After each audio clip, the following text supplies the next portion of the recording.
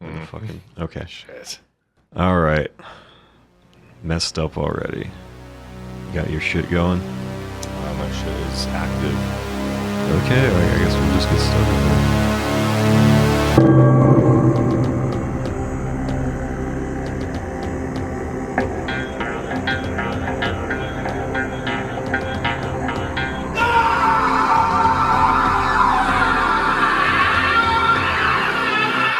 Hello, this is the final mouth, the podcast.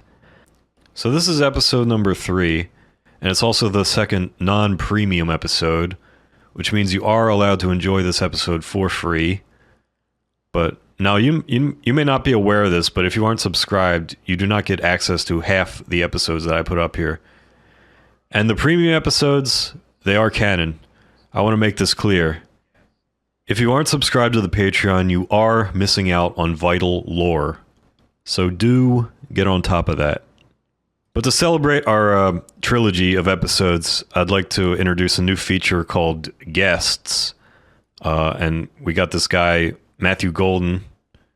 Hi. Introduce yourself. Hello. Hey, I wanted to thank you for having me on. I really appreciate you giving me a chance to. Oh yeah, yeah. You're like a comedian. You're you got a book. Kind of like you're like a beat poet, I think. I'm something of a beat poet. I'm a North American writer-performer and multimedia artist. Yeah, people should check out your book. It's a good book. It's blue. It's called Matthew. If you like recognize it, you should check it out. If you see it in public, grab it. It's a slim blue volume, and it's actually nice. Carry Yeah, it around. It works. Oh yeah, It has heft. Yeah. Well, something of heft. It has a little bit of heft. Yeah. You can use it to whack normies in the upside of the head. Okay. All right. All right. Calm down. Calm down now. Bad. All right. A little overstimulated. Yeah. I mean, you've seen the news lately. The fucking that guy was like, I'm going to shoot you for giving me bad health care. Yeah, typical men in the news. Yeah, you know what I've been doing? I've been making a quick buck off of this shit. I started a little bit of a side hustle. I've been like offering therapy to all these like fearful executives, Really? You've been benefiting from... Oh yeah, I've been benefiting. I've been, they're all like worried like maybe I'm next on the hit list, It's so like demand for mental health among these people. It's never been higher. So I'm just like kind of, it's like supply and demand. I'm here to supply the mental health. And they're just like these people are so dumb. They're so afraid. Like all they know about is like their little. All they know is like their little pencil pushing, their little meetings, their graphs, their pie charts. But yeah, I just spread the word. I put it out there. I put up flyers. I send out emails. I say, hey, I know it's very stressful for you guys who are you're a little wound up after seeing one of your ilk gunned down by a madman in the streets. Yeah, I tell them about this little therapy business I'm running, and I don't have like diplomas or anything like that, but they don't even check. It doesn't matter. Nobody cares, and they pay me so much money. I feel like I don't understand. Their mental health is being affected by a fear of passing away. Is that what? Yeah. It's like apparently like this guy was like a kind of a coworker, like a colleague, like a comrade in arms to them, and to see him like blasted in the streets, it just it kind of like makes them upset. Right, they're sort of putting themselves in his shoes, as it were. Yeah, they like walking a mile in his moccasins. Yes, and they just like ask like, I'll do anything. I need mental health. How much should I pay you? I just tell them, I give them like I just like throw a random number out there. I'm like $400 an hour, whatever number I can really like think of at the moment. And they're like, okay. And all I got to do is I just got to tell them like, oh, you're so safe, You've never been more safe in your life. Why would anyone want to hurt you? People love insurance. That's why they're buying it all the time, And the United Healthcare guy, I think he got killed. It was like kind of like an unrelated dispute, like a spat or a lover's quarrel. I mean, it seemed like the guy, just based on the news, that he was sort of getting shot, which is sort of enough. Yeah, and it's probably like a 0% chance of it happening to like a normal healthcare executive. So, I mean, you shouldn't worry about it. And I tell them, like, if you're so worried, just hire more guards. And, I mean, you can afford it. But, yeah, I do suppose, like, one of these guards, like, they could have, like, a family member who died because they got their claim denied or something. And they could have, like, moral hangups over this and that.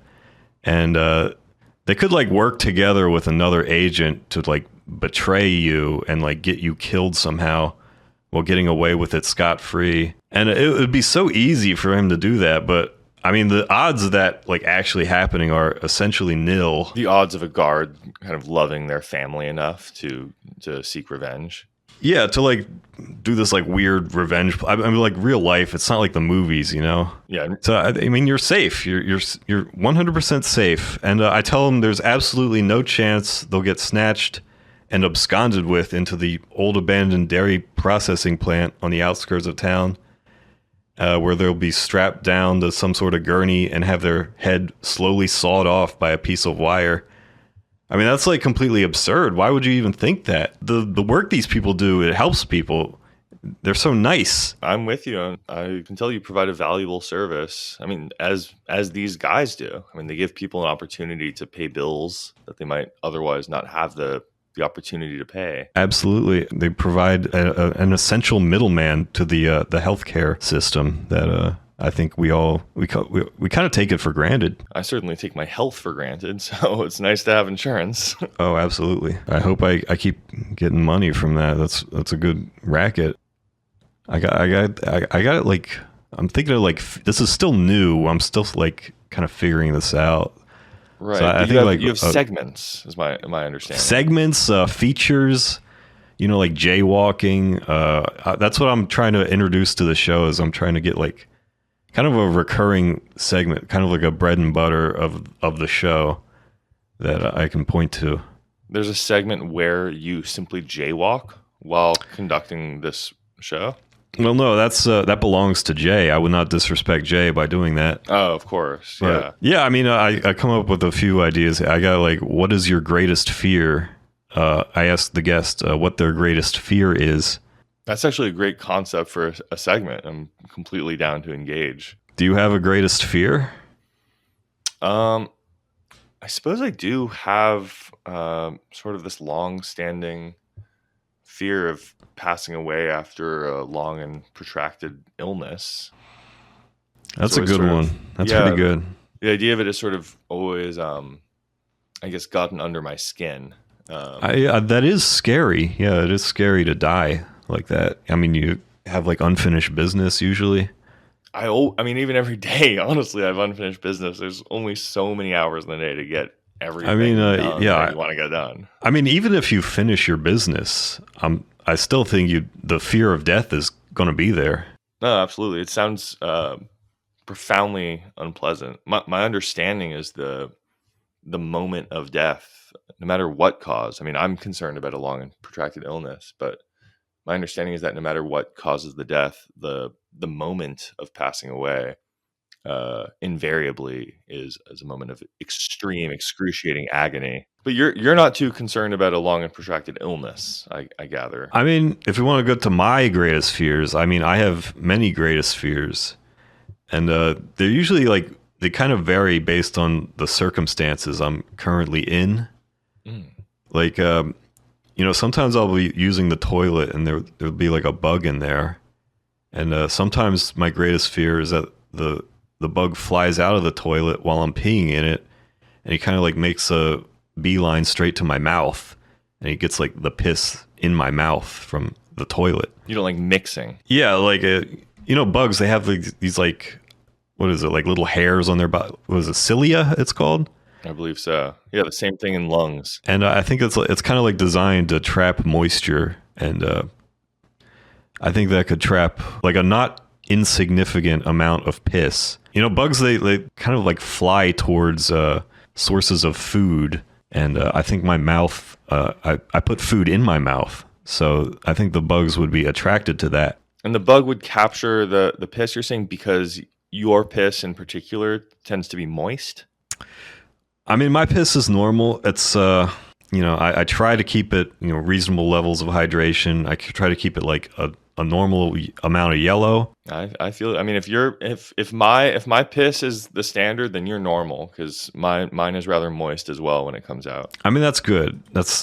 I think that's doctors recommend having it moist typically. But is it bad for urine and saliva to mix? Is that dangerous, or what is your concern? How does that affect you? I'm genuinely curious. I think I don't know. I mean, I've never put any piss in my mouth. I don't know what would happen. I think I would like freak out. You know, like I'd get like mad cow disease or something.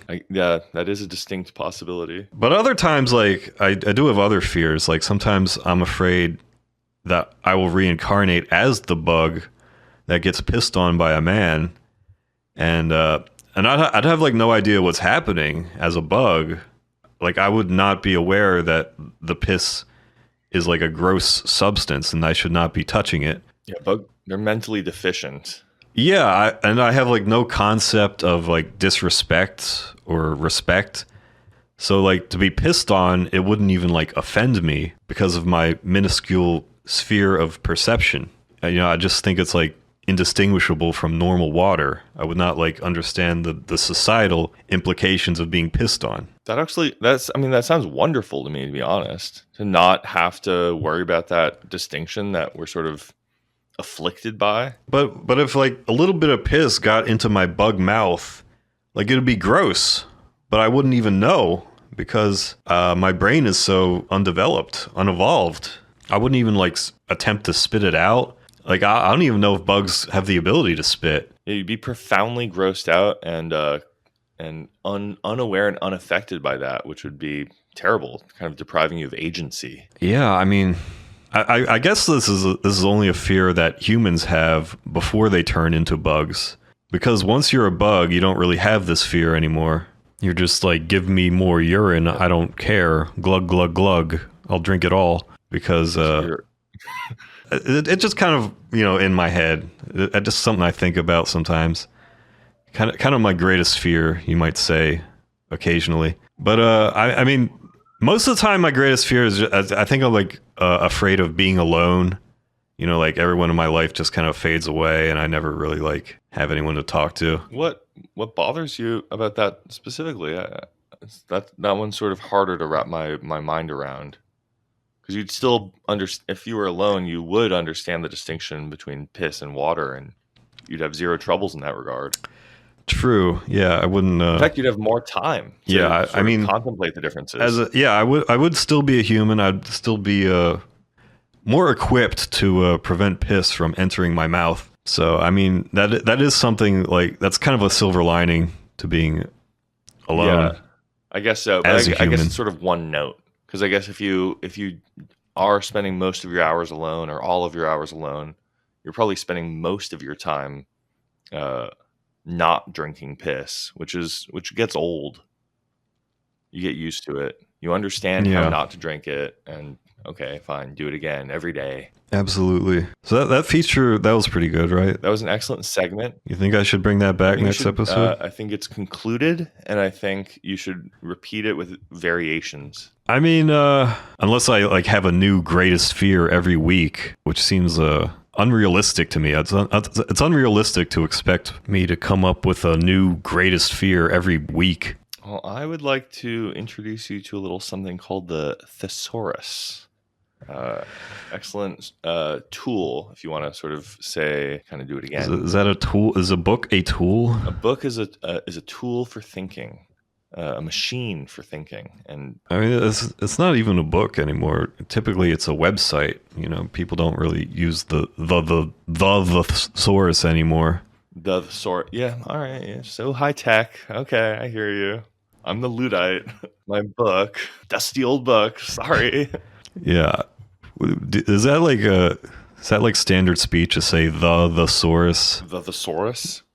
I mean, I think it like just saying the thesaurus, kind of like with a little like apostrophe before saurus. Let me grab a saurus. Let me get the saurus, you know? I have multiple sauruses, and I'll grab the best saurus of the bunch. The sauri, yeah. Funny thing, there's no synonym in the thesaurus for thesaurus. Funny sort of fact. Well, I got one right here. I'll type it in. All right. Thesaurus. Simply read it. Okay, well, this is fucking... it says a synonym for thesaurus is dictionary. That's false. I disagree. That is absolutely false. Let's let's just agree to disagree with the result. Well, they have like 7 words here. They have a glossary, they have vocabulary, they have lexicon, nomenclature, gloss, and word book. And I think word book is probably the closest one. It's the closest, but it's sort of like an illiterate person's attempt to say thesaurus. I guess that's kind of like what a caveman would yeah. describe a thesaurus as, is a word book. I'll just use my word book to help me communicate. Yeah, that's nice. And they have examples of the word thesaurus in sentences. How do you say that sort of thing in a sentence? I've only sort of from Harper's Bazaar, a segment of writing.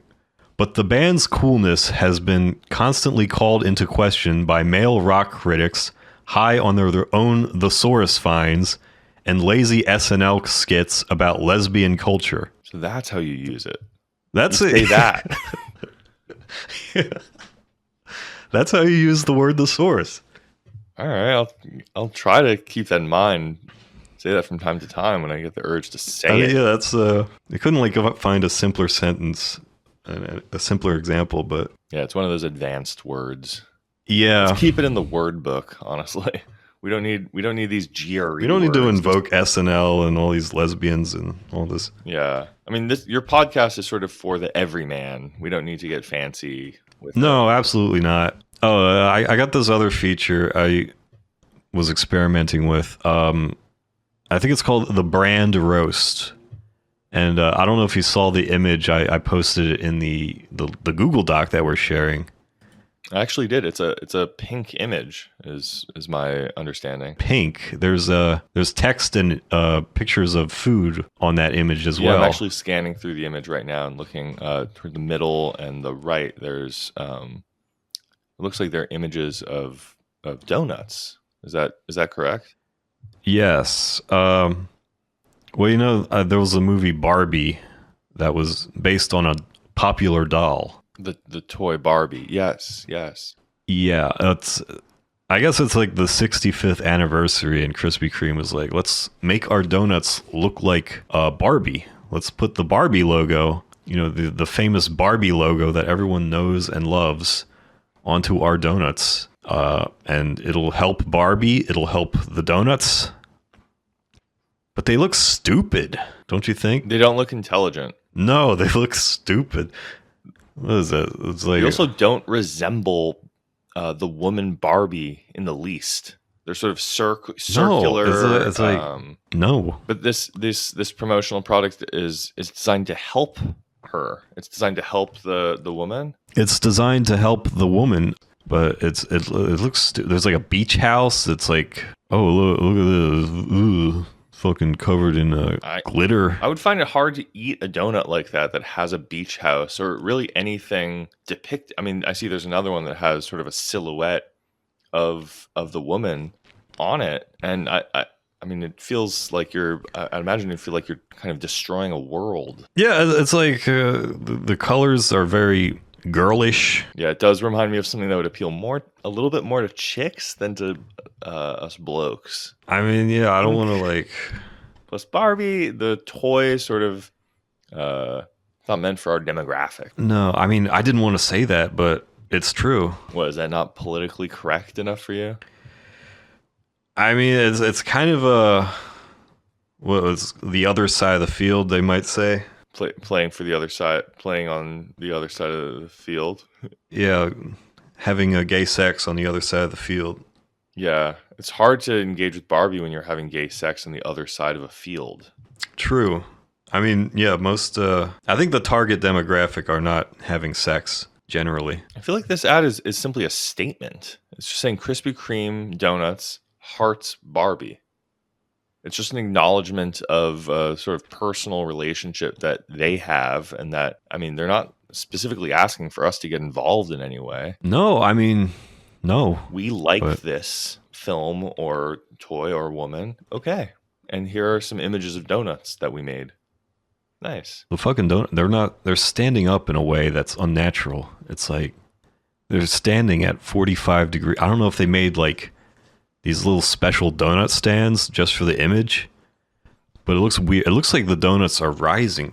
It looks like they're coming for us in a way that I do not like. No, it's they're trying to manipulate the viewer into feeling lust. I mean, half of these marketing images are fake, honestly, and designed to manipulate. Yeah, they are designed to give you an erection, but it's not working on me. I believe it's not working on me either. Yeah, I mean, even if I was like stimulating myself, this image would not like assist me in that. If you had an erection and you were stimulating yourself, the image would simply exist in the vicinity. It wouldn't. I mean, yeah, it would kind of be like my brain would dispose of it. Would it harm your erection? I mean, not as much. Well, harm is a weird. Is going soft harming an erection? I would say so. Yes, the erection is. It relies on the stiffness of the unit, the organ. I guess you're right. Yeah, but going soft is sort of an existential threat to the erection. Yes. Yeah. But I mean, I would just if I looked at this image while I had an erection, I would it's kind of like looking at wallpaper. My mind would just dispose of it. I would not like particularly be invested in it one way or another. Yeah, I mean, surely we've spent, both of us, probably a decent amount of time with erections while looking at wallpaper, but it sort of goes in one eye and out the other. It's not relevant. True. Hard to even remember those things. But yeah, I mean, whether it's like to give me an erection or make me hungry, it doesn't really do either. It kind of looks like plastic more than food. It looks like. Well, these guys are trained professionals. You know, they want the food to look like plastic. I don't know. I think they're out of touch with the common man. These are uncommon people creating this. Yeah. Yeah, the common man would want something completely other than Barbie donuts. Yeah, it's stupid. It's stupid. Common man prefers slop. That's right. Yes. I mean, if they like grinded these donuts into some kind of like bread pudding and like fed it to people in a bowl, I think they'd love that. Yeah, if they were able to turn these into some sort of bread pudding or mincemeat pie, then I suppose there'd be more popular appeal. Yeah. The brand is flawed. The brand it's in crisis, I'd say. The brand is in crisis because they do not have like a solid vision here. Hence the lack of profits, I can only assume. Yeah, I'd rather eat shit. Yeah, free. Okay, that was a little far. Honestly, it's probably pretty good. It probably tastes pretty good. You're gonna go on record saying it probably tastes fine? I mean, yeah, it probably tastes. If you like take the stupid little like plastic decorations off, it's probably a serviceable donut. If you remove everything that's inedible from the food product. Yeah, this is a despicable offering. Honestly, speaking for myself, I don't like sweets. You have any more comments on this image? I think maybe we've exhausted. We've taken this image to task we've more than enough. We've absolutely decimated it. It's not visible anymore. No, it's just like a smear. It's gone. Yeah, every element that we've sort of attacked and sort of inflicted our satire upon is sort of faded. Yeah, the universe has reclaimed it, and it is not our problem anymore. I guess we've sort of done the universe a disservice. We've forced it to reclaim this image, and now it's sort of diffused. It's sort of diffused throughout the cosmos. Yeah, Krispy Kreme donuts, hearts Barbie. It's like when you they say that, you know, in every breath we're inhaling like at least some of Jesus Christ's dust. I mean, his dust, that's probably the best thing we're inhaling from his body. What's the worst thing? It's probably one of the less bad things, I'd say. His dust is fine. Everything else is bad. The dust is like, there's no taste to that. It's something you can kind of like eat without suffering. Yeah, it doesn't cause any pain to swallow some chalky old dust from a major religious figure. Not at all. No pain. It's not sharp. Yeah. Well, this was a lot of fun. I enjoyed exploring these new features with you, and I hope next week I'm able to use them once again. I think you will. I think these are repeatable segments. I think you can iterate on them. And so yeah, I mean, this is like the first time we're using this is like level 1. We're kind of working from the bottom here and building our way up to something great. And we beat the level, I would say. I mean, not we to beat the level, everything, but I feel like we beat the level. In gamer terms, we got Bowser. Yep, gamers get it. They're familiar with Bowser. They know, yeah, they love Bowser. They love seeing him suffer in that lava. Is that true? It's they're trying to make him suffer. That's the point of the game, is to inflict suffering.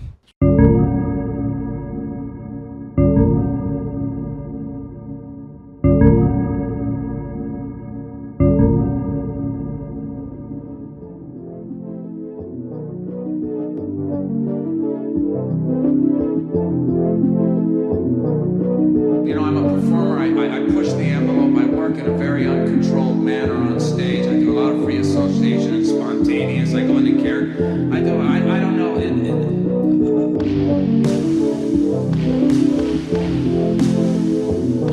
I'm not a racist.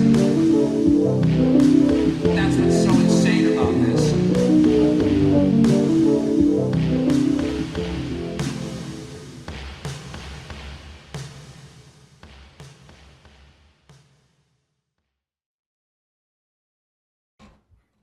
If I missed one, we'll get to that bridge. Yeah, I'll try to be conscious and catch it. Yeah. Try to be conscious, yes. I'll try to have... Try to operate with consciousness. Okay, ready to go? Yes. Okay. Let's see. Make sure I'm recording. All right. It was 3 a.m. when I heard them arrive. A caravan of 6 or 7 Humvees, betraying the tranquility of my neighborhood block, parking in my front yard, running over my custom handmade, carved wooden mailbox, adorned with a painting of 3 border collies, wearing angel wings and a halo on the side of it. They exited their vehicles and swarmed my front door. A dozen or so men wearing tiger masks, armed with every military-grade weapon and tool imaginable. They blasted through my deadbolt security lock in 2 seconds, like it was made out of paper. As I laid snugly in my bed, beneath the weighted blanket that I bought after a particularly gruesome 29-day streak of night terrors, I listened as the men tore through the house like a tornado, causing inconceivable levels of damage to my lovingly decorated home. But I knew it would all be worth it. Possessions can be replaced, but there was something more substantial on the line here. They ravaged my kitchen. I said kitchen. Fuck. All right, redo. They ravaged my kitchen. They ravaged my kitchen, throwing plates at the wall and shoving glasses and forks into my garbage disposal. 3 or 4 of them billowed into the small bathroom on the first floor and karate chopped my toilet into a pile of wet porcelain shards while tripping over each other and injuring themselves. Not even my little sunroom was safe, with them taking a combat knife to the couch that nobody had sat on for 14 years and ripping out its contents, throwing stuffing all over the floor, presumably searching for crack or anal beads. They reached the second floor, grinding up the banister on their shoes using some sort of technique inspired by Shadow the Hedgehog. I heard their shoes running across my walls. They seemed to defy gravity as they ransacked each room of the house, leaving no inanimate object unbothered. They reached my daughter's quarters, and I heard her shriek in horror as these masked men invaded her room, her most holy sanctuary. As they apprehended her and muffled her terrified howls by wrapping a bag around her head, I suppressed my fatherly instincts to go down there and sternly rebuke them. This was all part of the deal. Just according to plan, I smiled. I heard the men's clamoring intensify down the hall. Now it was my turn. The men kicked my door down. They charged in, screaming and knocking all my framed pictures off the shelves with the barrel of their rifles. Another man entered my room, pulling 3 snarling dogs on a leash, gnashing their mouths around as they produced feral, vicious noises, tarnishing my precious linens with coats upon coats of fluid slobber. A man with a sledgehammer smashes my armoire to splinters. It's been very hard being a single father in this world. Everyone is out to put ideas in other people's heads. Disgusting ideas that permeate the soul and transform us into macabre imitations of our fully realized selves. Pornhub is turning our future real estate investors into smokers. Seeing my daughter fall down this dark path, I knew I had to take desperate measures in order to rescue my family from the clutches of Honey Boo Boo and other low-quality media personalities. I tumbled out of bed and kneeled in fealty to my captors. Sensing danger, they shot me in the stomach with a beanbag launcher. As I rolled onto my side in absolute pain, they shot me several more times with non-lethal rounds to confirm my state of submission. One of them grabbed me by the ankle and lifted me up like a piece of roadkill, removing me from the home. They cuffed me and my daughter and loaded us into the back of one of their vehicles. As the caravan whisked us away into the night. With the bags removed from our heads, me and my daughter had the opportunity to open an extensive dialogue. It was going to be a long drive. What in the actual fuck? Where are they taking us? Dad, do something! I leaned back and briefly meditated on the matter. I'm sorry, my daughter. We have reached a point of crisis. You have become accustomed to a life of disobedience and sin. I could not stand back any longer and watch everything we've built together as a single-father household plummet into freefall. And so I have enrolled us both into the Lockheed Martin Daddy-Daughter Boot Camp program to instill within us the values we need to form a solid family unit. My daughter shouted back, I hate you! You want to kill me! You wish I was dead! I didn't even do anything! I don't care if you're my beloved father.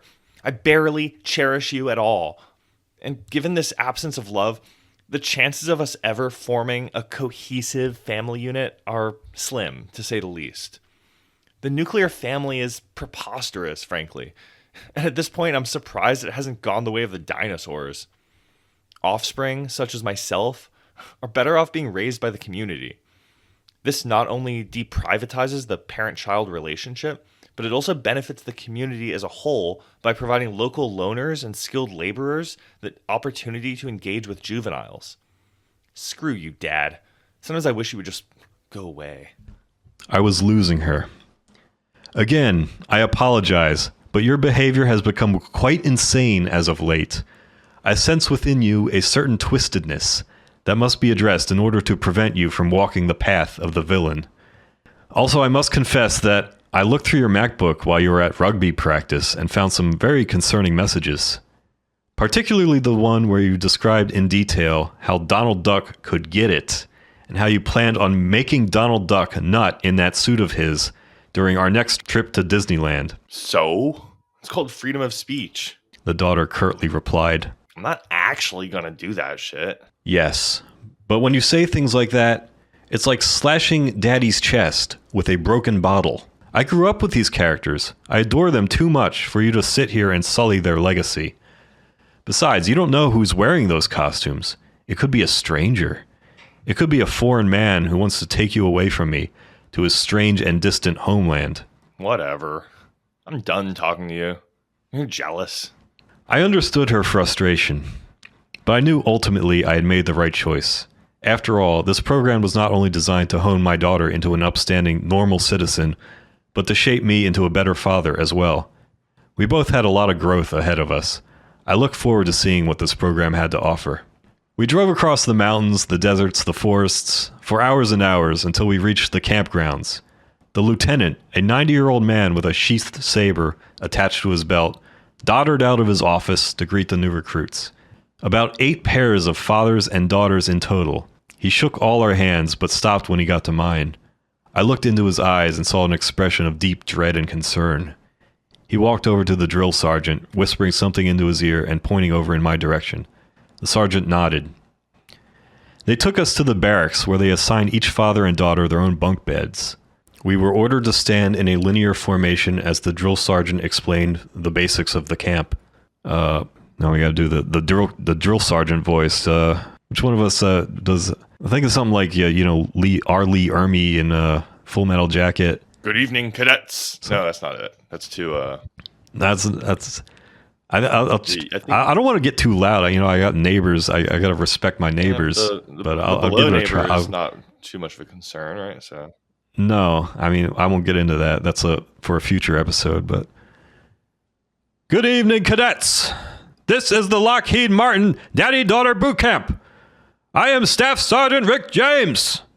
For the next 4 years, you'll become to be like dogs on a leash. These are my training grounds. You will receive no mercy. You will die here. Daughters, you are here today because you have been some fine examples of bullshit. You have proven that you are unfit for decent society. But your obscene gallivanting ends now. And fathers, you are here today because you have proven that you are weak. Your inability to rear your girl children properly betrays within you your most personal shortcomings. Your daughters hate you. I hate you. I will suck you. I took in the words of the sergeant. I will admit they hurt me rather deeply. But his name, Rick James, reminded me of a character on The Chappelle's Show, a popular television program from the early aughts that I found particularly amusing. Rick James was a comedian or something who had appeared on the show, and his trademark catchphrase, "I'm Rick James bitch," captivated the hearts and minds of all appreciators of humor across racial lines. Chappelle was a legend. The way that man employed the N-word in his routines was just perfect. I wanted to smile, but I knew the sergeant wouldn't allow it. I looked over at him, and he seemed busy yelling in a man's face. "You are gay! You have a small penis!" I decided he was distracted enough that I could get away with just one little smile. I let loose my most pleasured grin. He sensed it immediately and floated towards me supernaturally. "What's so funny, Private? You're grinning like you just got caught with your dick stuck in the cookie jar. You think this is a comedy show? You think it's Leno night at Flappers?" I could not stop smiling. I was still thinking of every Chappelle Show sketch I had ever seen in my life simultaneously. Plus, the things he was yelling at me were also funny to me. "I order you to stop smiling this instant!" He held a knife up to my face. "Maybe if I cut your ears off, my vocal commands will reach your brain faster. How funny would that be?" My face turned red as my unmovable smile only grew in intensity. He continued to yell, "Remove the smile, Private!" Suddenly, more sergeants began filling the barracks just to scream at me. They were emerging from secret passages in the flooring, rappelling down from the ceiling, and crowding around me while yelling, just to try to force me to frown. The whole situation was so absurd to me that I could not stop. I wanted to stop smiling so badly, but it was all too silly for me to handle. Just then, a man came in holding a bucket of coal with a red-hot branding iron prepared inside of it. The sergeants all bent me over my bunk bed and branded my rear end with the iron as I screamed and screamed. That night, I looked at my branding in the mirror. Now permanently seared onto my body was the word comedy. I had trouble sleeping that night. My daughter berated me for refusing to obey the sergeant. I explained to her the connection between the sergeant's name and the Chappelle Show, and how that was the reason I could not stop smiling. She said, Ew, that show's gross. They say the N-word like every ep. I couldn't blame her for not appreciating the show. She had been socially conditioned to revile the N-word, while I had been socially conditioned to regard its use as some sort of cheeky prank. Naturally, this would lead to us having conflicting tastes. She continued, And it's not like I don't have the N-word pass, because I do. And do you know why? Because during rugby practice, we got spied on in the shower by that dirty coach who got arrested. And you know what race he was? I ventured to guess based on the context of the conversation. Was he black? Ugh, no. He was half Punjabi, half Hawaiian. Get a grip, Dad. I sighed. You do not have the N-word pass, sweetie. Now go to sleep. We got a long day ahead of us. Fine. I don't even want to use the N-word anyway. It's stupid. Basically a total waste. Saying it barely even passes the time. It's not a long word. If you have an afternoon to kill, uttering it barely even makes a dent. The N-word is just pointless millennial garbage. Okay? You feel me? The next day, we were woken up at 4 a.m. so we could participate in a training exercise called the gun drag. Each cadet was assigned their own gun chain made out of 50 or so rifles and pistols tied together in a line. We were then instructed to drag these gun chains through 10 miles of marshy terrain. Somewhere around mile number 2, we were filthy and exhausted. My daughter protested. God, this is such dog water. I want to go home. I told her this is very important.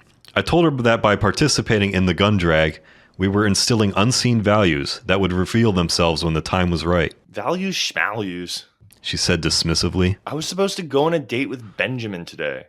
We were going to build a bear together at, Build-A-Bear Workshop. The bear was going to be our son. Instead, I'm stuck here, knee-deep in diarrhea with my fucking single father. She kicked some mud into the air out of frustration. None of the guys here are even hot. They're all old and shit. I grimaced. You see, that right there is the problem. The type of men you are interested in are men who philosophers such as Andrew Tate would refer to as low-value males. I've seen that poster in your room of Elliot Rodger with the word boy love written on it. That's unacceptable to me. Oh, of course you'd believe the media narrative on Elliot. Look at the facts, Dad. Elliot Rodger was just defending himself. Plus, he was a total hunk. Sweetie, I need you to understand that when you say Elliot Rodger was a total hunk, it's like taking a railroad spike and jamming it into Daddy's neck. I can't just stand here and let my daughter venerate a school shooter. Hello, Earth to Daddy. Elliot Rodger wasn't a school shooter.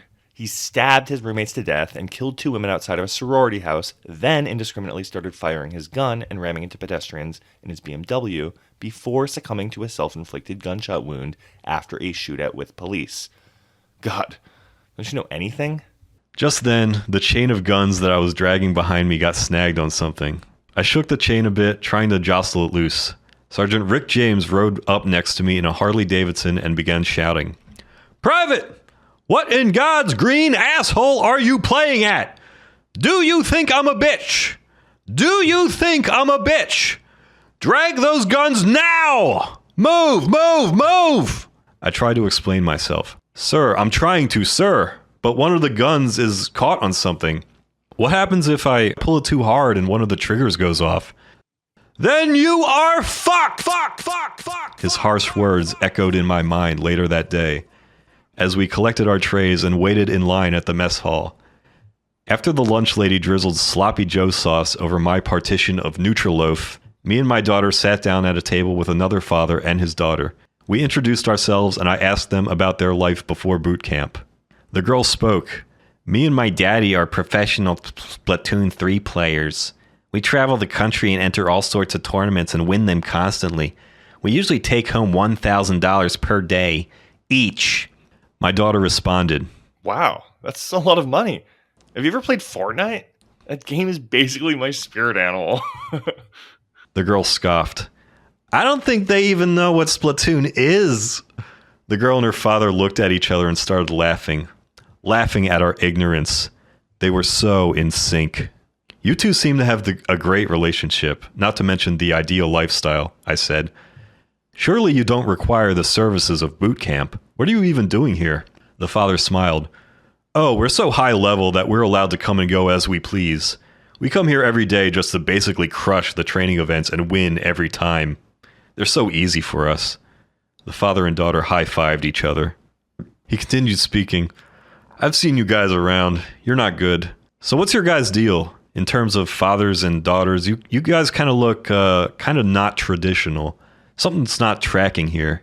I sighed and I explained it to him that yes, I am a 34-year-old man and that my daughter is 26 and that we have faced many challenges because of this. Mostly due to society and the way that non-traditional father-daughter age gaps are perceived in the media. The man appeared baffled. "Wouldn't that make you like 8 years old when she was born? How's that even possible?" I got a bit upset at his line of questioning, so I became quite curt with him. "Yeah, I suppose if you waste hours of your time hunched over a calculator, crunching the numbers like a fucking nerd, you'll do the math and find out that our family dynamic might be perceived as weird by some less aware types such as yourself. And if you pulled your head out of the sand for 2 seconds, maybe you'd be surprised at what's possible in terms of childbirth in a laboratory setting. Say, why don't you tell me how old your dad is, pal, so I can send the Inquisition after your butt?" My daughter intervened. Dad, shut your pie hole. You're embarrassing me. The other man's daughter began to cry. He delivered me a harsh, piercing gaze and picked up his tray. "Come on, daughter, let's go." They left, and me and my daughter enjoyed the rest of our Nutriloaf in silence. My daughter had refused to speak to me for the rest of the day. As I lied in my bunk bed that night, I once again attempted to speak to her without fully expecting a response. Pretty rough day, huh? You know, someday when all this is over, I think we'll look back on this fondly as the time our connection as father and daughter was truly able to shine and grow into something unbreakable. We just have to put our trust in the sergeant and the rest of the commanding officers. I'm sorry, I know it's difficult, but I love you so much, and I don't want to lose you. All of a sudden, I felt them throw a blanket across my body. They held the blanket down, restraining me against the bed, while they violently pummeled me with improvised weapons. My screams echoed through the halls of the barracks as my fellow cadets betrayed me. They called me freak. A couple of them called me a pedophile, which was weird to me because having a child at age 8 would not make me a pedophile. The woman I impregnated may be one, sure, but my guess was that there was some kind of telephone game situation going on where the details became muddled as word spread about my history as a preteen father. I don't blame them, really. The subject matter is unique, to say the least, and rather delicate to fully comprehend. Piercing through the commotion, I heard a familiar voice. Die, you mutant! How would you like some pain? I was a bit shocked that my own daughter would get involved in my public beating, but truth be told, I was happy to see her become part of something. By engaging in social activities like this, she was forging bonds with the other troops at boot camp, which would undoubtedly assist her on her path to graduation. And I too was gaining something valuable by accepting this pain. I stopped screaming and let my fellow cadets punish me. As a blacksmith hones a blade by striking it with his hammer, I was similarly being honed into something greater, with each blow I absorbed. The next day we encountered our next training regiment. We were ordered to build a pyramid in the blistering sun of the unforgiving desert. Me and my daughter dragged a massive block up the hill while the Sergeant Rick James berated us. "Move that limestone, Private! I want this pyramid to be so awe-inspiring that the Lord Osiris himself comes down from on high, donning freshly made nut stains drizzled down the legs of his sweatpants. I want to see those nut stains, Private!" Working through the pain from the beating I'd received last night, I dragged that stone inch by inch. The rope I was pulling had eaten through the rags that I used to protect my hands, and was now tearing at my flesh. Blood was pouring out of my mouth. As I felt my eyesight begin to fade, the last thing I saw as I looked up was the family we had lunch with earlier. They were moving their stone with no problem whatsoever. They each gave me the finger with both their hands in perfect harmony, for a total of 4 middle fingers directed at me. My daughter had given up on helping us move our stone and was now encouraging me to bear the brunt of the labor myself by insulting my stone-pulling technique and screeching cruel anti-father slurs. I collapsed face down. I had reached the point of total mental and physical exhaustion. I was certain that I would soon be dead. Just then, a messenger arrived on the back of a camel. The lieutenant wanted to see us in his office. Was this it? Were me and my daughter being dishonorably discharged from the program? Had I failed us both so badly and doomed us to a lifetime of sorrow? We got to the lieutenant's office and him and the other commanding officers were all smiles. There were balloons and streamers and a big cake on his desk. It was a celebration. "Congratulations! This is your surprise graduation party," the old man bellowed. And to be honest, I had to admit I was somewhat bewildered by the news that we were graduating. We were only at the camp for around 2 days, and it had felt like me and my daughter had made little to no progress mending our relationship. But I was too busy enjoying the festivities to raise any questions. As I was treating myself to a slice of cake, I noticed a man with a syringe injecting an unknown substance into my daughter's neck. But before I could raise any questions, I felt the needle enter my neck as well. Hours must have passed while we were unconscious, but it felt like it went by in an instant.